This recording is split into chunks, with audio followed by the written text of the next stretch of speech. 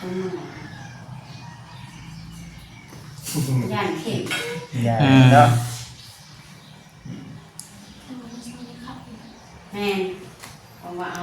หมอแผนบ้านในบ้านนะมาชักยาไข่ลงไปแล้วนะก็เลยบ่เห็นไข่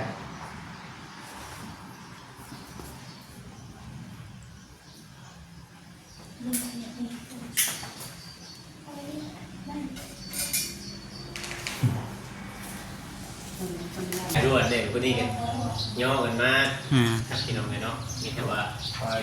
ให้กินต่อไปเนาะ สีนั่นโบ่อยอยู่น้องเนี่ยว่า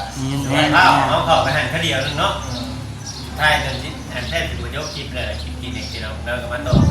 มาเลยไปเลยนั่นเองเนาะผิดพลาดต่อการประสบต่อไปได้แต่เราต้องเลือกเอาที่ว่ามันจะขับไปเบิ่ง เชิญก่อน สลับกันแล้วก่อน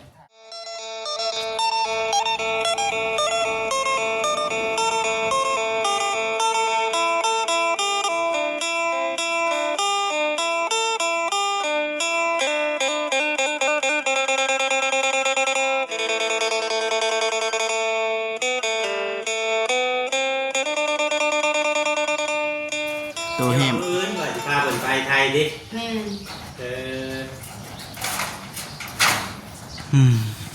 กำลังทาหมออยู่พี่นี่ว่ากำลังสิมาแบบเพิ่นไปอันขึ้นดีเนาะอดใจรออีกจังหน่อยนึง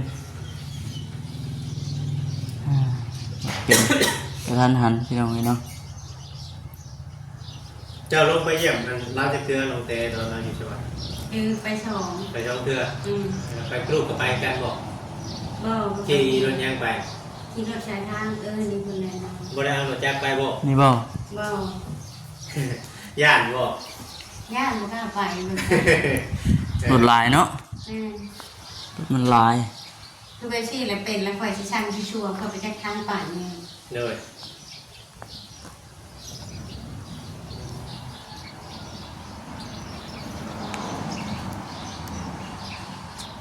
การเจ็บการเป็นตัว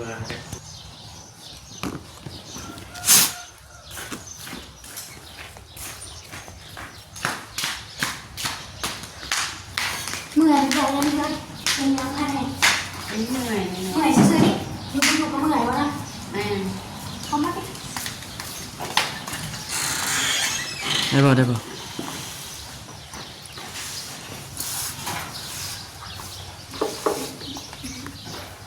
เอาไปจับบอกครับสั่งมาเลยสั่งน้ำหนักต่อไปเลยเนาะ ได้ คนขายของแบบนี้สิ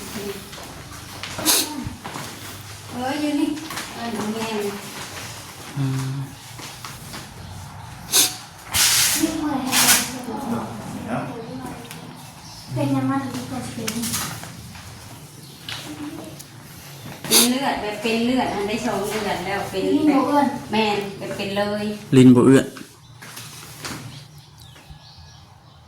อ๋อแบบคือในโรงเรียน แบบนั้นแหละแบบนั้นเลย เมื่อยแค่ค่ะเป็นนี่ก็ แม่เป็นมื้อเช้านี่ เป็นออกที่ละเลยประเด็นอย่างประเด็นแห้งเมื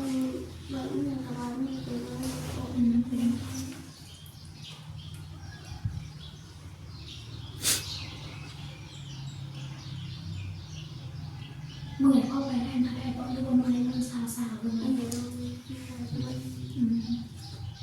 เราส่งปกติเนี่ยที่เขาที่หน้ามาได้ตอนเดียว ตอนเที่ยงยังบ่ได้กินปวดมันรู้จักว่ามีไข่พร้อม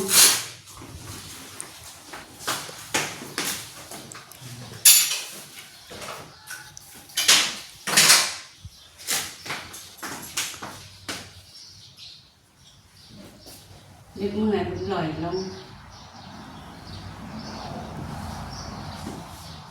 กล้วยเลือดยังไม่ได้เคยเป็นบริจาคเลยนะ ยังบ่ได้ไปกวดไปชื่อ เพราะแต่เก่า แต่ก่อน เคยใส่บ่เลือด เพราะว่าเลือดแต่ก่อนก็ปกติอยู่แล้ว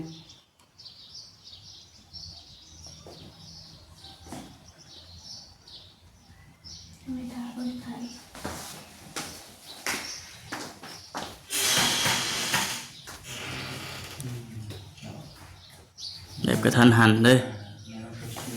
เป็นเส้นที่สิ แม่นลิ้นบ่เอื้อนนี่แหละแม่น้องน้ำเพชรก็ แม่นเพราะว่าแบบยิ่งเนาะมันจะเป็นแบบรอบเดือนกับประมาณ3 มื้อหรือว่าอาทิตย์หนึ่งมันก็เศร้าเร็ว แม่น กินทั้งไม้ เนาะ กินทั้งไม้ อยู่บ้านเฮาส่วนหลายเขาเจ้าจะกินทางไม้เนี่ยได้ยินหลายคนอยู่เว้าเรื่องเป็นแบบนี้เนาะ อ่า แต่แรกๆก็เฮาก็กินยาสมมุติว่าเฮาปวดก็ส่วนหลายก็เพิ่นกินยาก่อนเนาะ แม่น แต่จะหาทางไม้มากินแบบ มา นี้ เสริมบัดนี้เนาะ ทั้งบนยาให้หมอก็ แม่นเลยเดี๋ยวก็ต้องเบิ่งตัวนี้ก่อน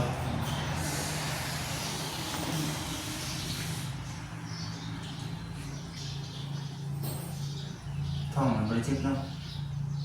สิบก็เลยเจ็บมัน มือซื้อเนาะ มันเพลียนะว่าไงกันเนาะ คือเขาเป็นคนเนาะมันก็แบบเลือดอย่างเขาดิฉันมัน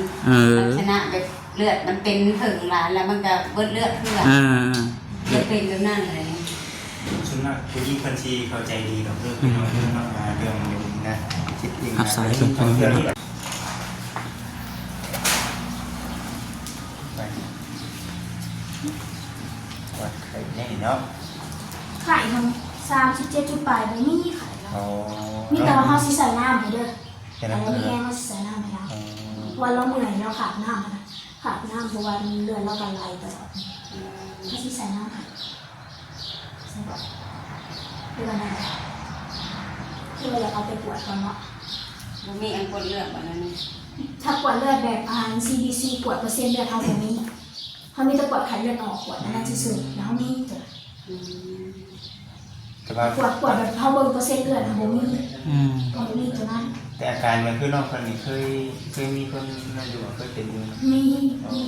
ใช่คือใช่หนักกันคือว่าใช่แน่เลย แม่ไปแล้วเขาก็ไปปวดไขพวกฮอร์โมนพวกนั้นตื่นมา อ๋อ เขาไปปวดเบิ่งมดลูกนะอีโก้ คือเอาใช่ก็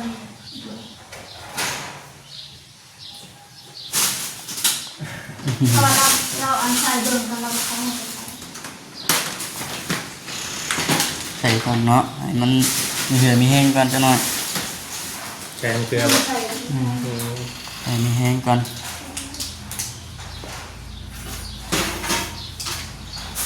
ไปเนาะเนาะ อืม ปวดเลือดมันก็คือว่าแล้วเนาะ อืม เขาไม่ให้เขา เกลืออาเจียนกับมือเอง มือเนี่ย ทีนี้สอินเพิ่นโทรมาพี่น้องไปเนาะมีอะไรตัดคลิปบ่ ได้กินไปเลยได้กิน ไปหากะเอาลงกินนี่ไปหากะอัพโหลดลงกินนี่ เป็นยังมาปัญญาเขาอีกจะทำแบบนั้น แม่ อันนี้แค่นี้เนาะแม่นี่ดูนี่แล้วน้องก่อนเด้อถ่ายครบเบิดก่อนได้ แน่นั่นแหละนั่นคือเบิดก่อน ใครยอมมันได้อยู่ เพิ่งเติมเนาะ โอ้คำคนแรกนี่ ตรงนี้บ้าง มีการเดือดดีได้เนาะ จะคำจะเลิกเลย เผื่อนี่อยากต้องปรับเนาะ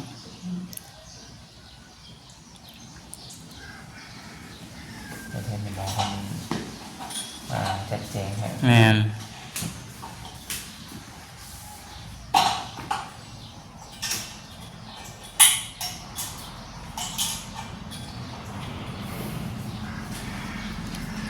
เป็นแบบกระทันหันเนาะใจเนาะ อือฮึ เปิดอันนี้กับที่ตื่นมาเราไปเปิดต่อเลย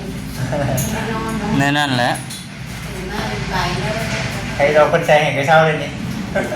ก็มีเหือมี ใน แห้ง ยังไม่ได้เลย อืม ใส่แต่น้ำนี่ชิบุใส่บุได้ใส่ยาชุ่มแห้งนะบอกบริการของ เมื่อการเอาก้อนเนาะ ทักไข่เช้านี่เอาแค่บ้านมากวดไข่ขึ้น40แม่ เราชอบมาขายตี แม่เช้านี่ไข่แค่บ้าน ได้ใส่ยาได้ มากวดแล้วเพิ่นชันยาให้ อ๋อมันอาจจะโดนลงในตัวนั้น แม่ บางเดือ เพิ่นชันยา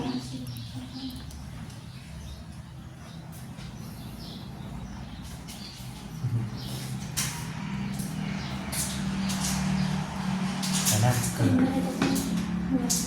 น่าจะเป็นเช้านี่ตรงนี้ย่านเข็ม ยาเนาะ แม่เพราะว่าเอาหมอ ก็ แพ เป็ ท น ย์บ้า ได้ น สัก บ้านนะมา ชักยาไข่ลงไปแล้วนะ อ่า ก็เลยบ่เห็นไข่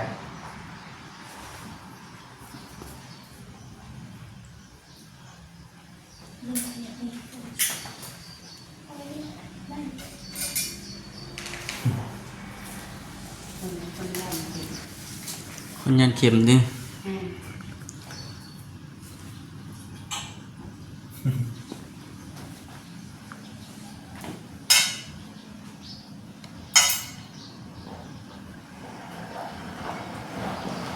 เห็นบ่มันไข่บ่ มาแม่ หมอเป็นบ่หมอทำมาแล้ว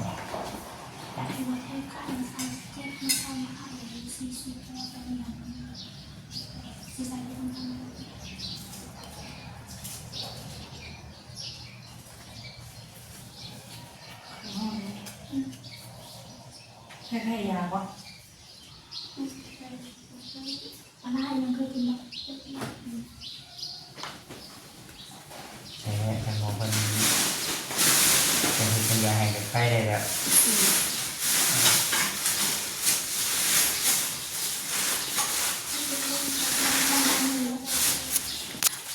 สัก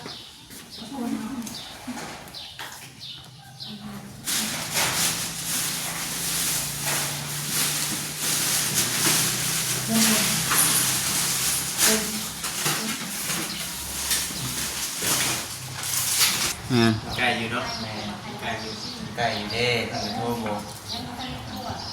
แม่พี่น้องแล้วเนาะเอาไปกลับไป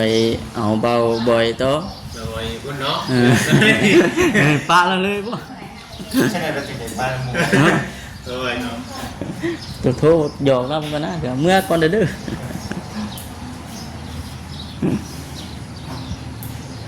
เป็นเลยกับท่านหันพี่น้องเลยเนาะ เจ๊แบบนั้นหันนี่เคยคุณได้เชิญครับ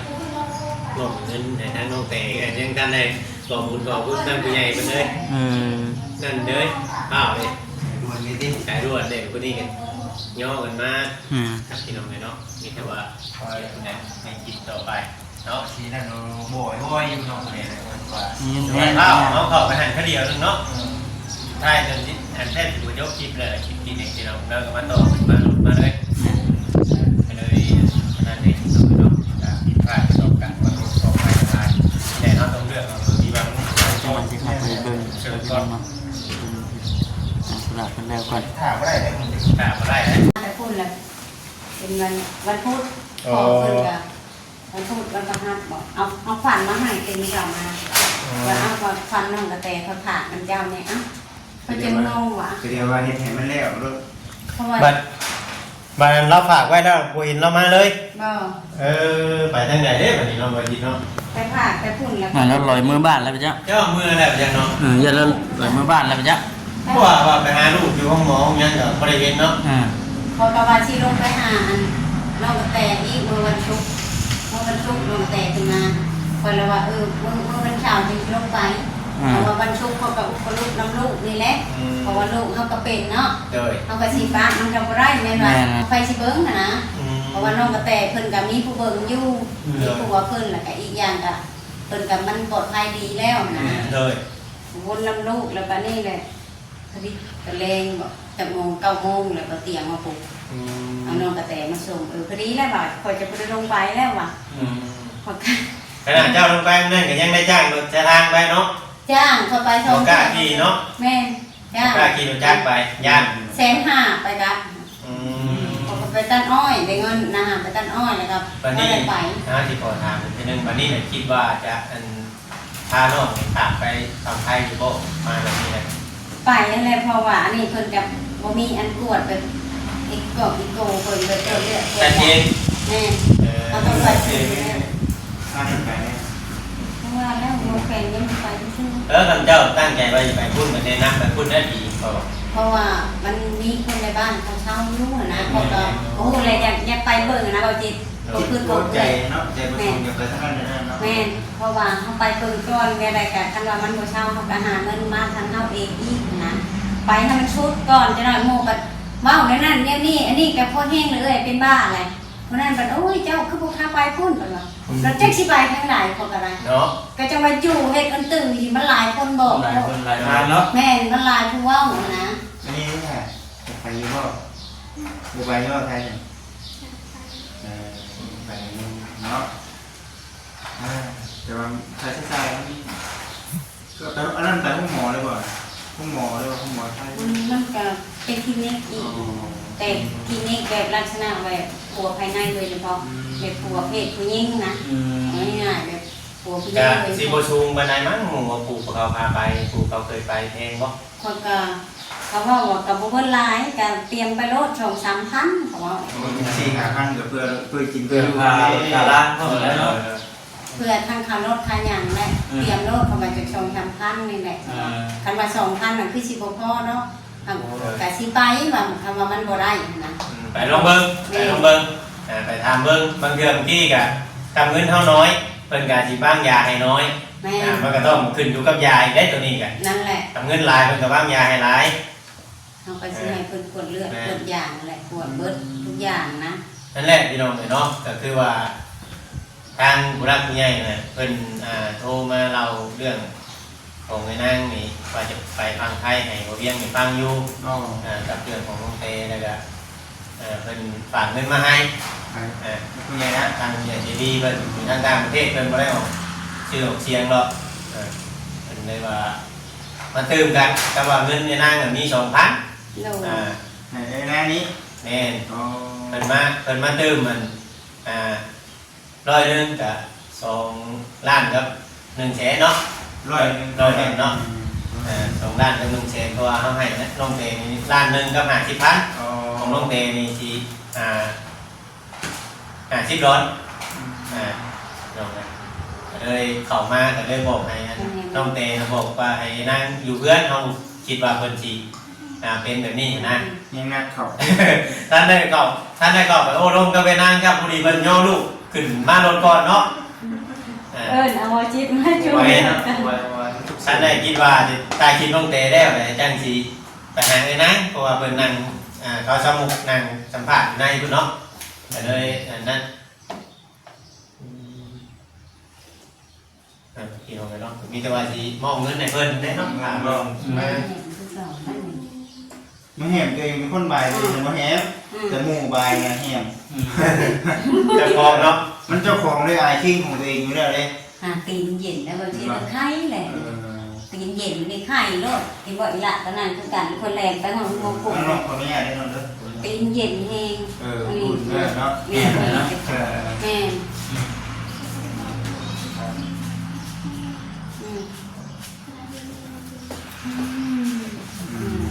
เหนื่อยใช่ไหมคนอะไรยังดีอยู่ยังว่าโอ้ยก็มกขอบใจตัวคิด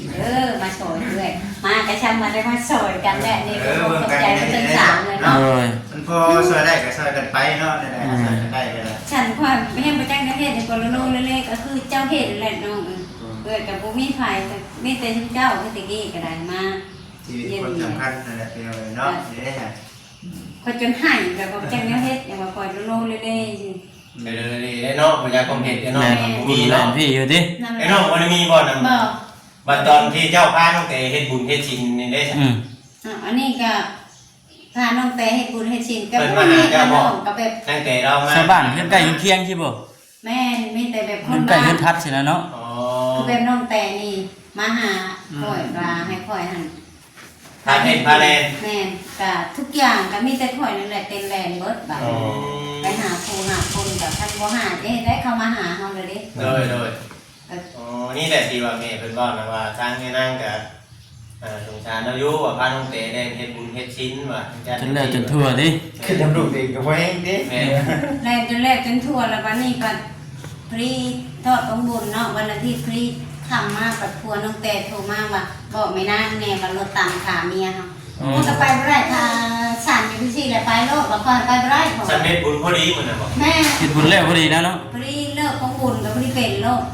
ปันลูกคนก็ฮู้ข่าวลูกแล้วบัดนี้อันเจ้าสิไปทางใดจังวะมันก็ไปบ่ได้แจ้งเลย อ๋ออันนี้บอกเพิ่นเอาฝากแม่มาให้บ่ แม่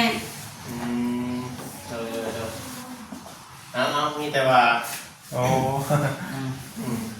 ขอโทษก็แกอยู่ที่นั่นมันเอาให้ฉันก็แกอยู่ห้อง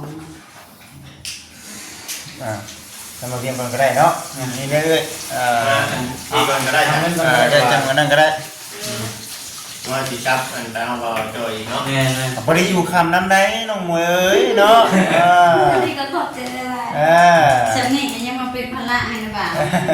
มาก็ดี มีแต่ว่าเพิ่นแลมีแต่เมื่อไหร่เมื่อไหร่สิมาเยี่ยมยามไม่ ดูนี่ก็ยังมีใจอะไรแบบนี้เลยบอกป้าก็ทิ้งด้วยแต่ละ บ่เป็นหยังบ่เป็นห ใจ ยัง แล้ว เนาะ แต่ละ นี่ก็คือว่าเงินจากจะดีเลยเด้อ โด ผมบอกกิน เอาได้เบิดได้ ในเงินจากใหญ่จะดีทั้งต่างประเทศมอบให้100เนาะ